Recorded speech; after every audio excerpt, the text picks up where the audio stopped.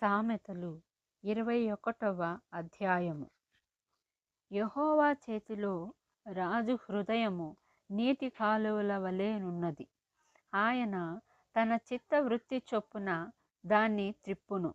ఒకడు తనకేర్పరచుకొనిన మార్గము ఎట్టిదైనను తన దృష్టికది న్యాయముగానే అగపడును. యెహోవాయే హృదయములను పరిశీలన చేయువాడు. నీతి న్యాయములను అనుసరించి నడుచుకొనుట బలులనర్పించుట కంటే యెహోవాకు ఇష్టము.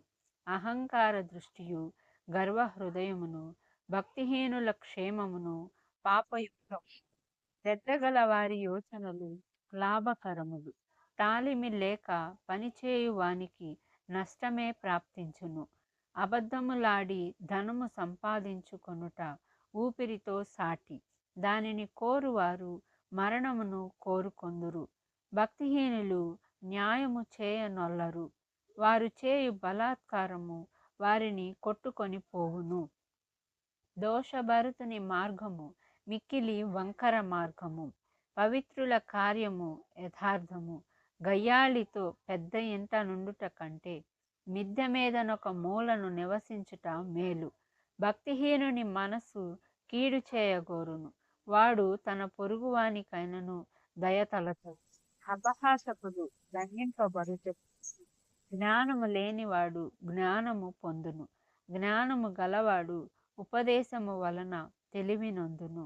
నీతిమంతుడైన వాడు భక్తిహీనుని ఇల్లు ఏమైనది కనిపెట్టును.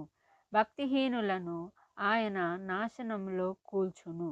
దరిద్రుల మొర వినక చెవి మూసుకొనువాడు తాను మొరపెట్టునప్పుడు అంగీకరింపబడడు.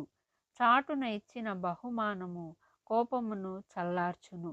ఒడిలో నుంచబడిన కానుక మహాక్రోధమును శాంతిపరచును. న్యాయమైన క్రియలు చేయుట నీతిమంతునికి సంతోషకరము. పాపము చేయు వారికి అది భయంకరము. వివేక మార్గము విడిచి తిరుగువాడు ప్రేతల గుంపులో కాపురముండును. సుఖభోగముల యందు వాంఛ గలవానికి లేమి కలుగును. ద్రాక్షారసమును నూనెయు వాంఛించు వానికి ఐశ్వర్యము కలుగదు. నీతిమంతుని కొరకు భక్తిహీనులు ప్రాయశ్చిత్తమగుదురు. యథార్థవంతులకు ప్రతిగా విశ్వాసఘాతకులు కూలుదురు.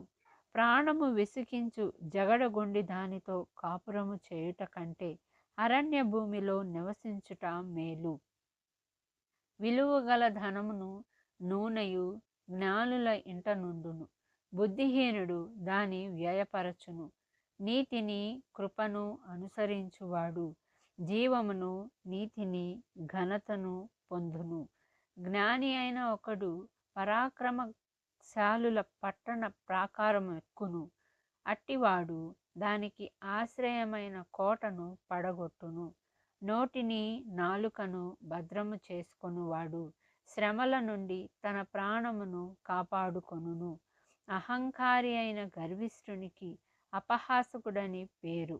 అట్టివాడు అమిత గర్వముతో ప్రవర్తించును. సోమరి వాని చేతులు పనిచేయనొల్లవు.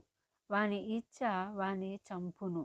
దినమెల్లా ఆశలు పుట్టుచుండును.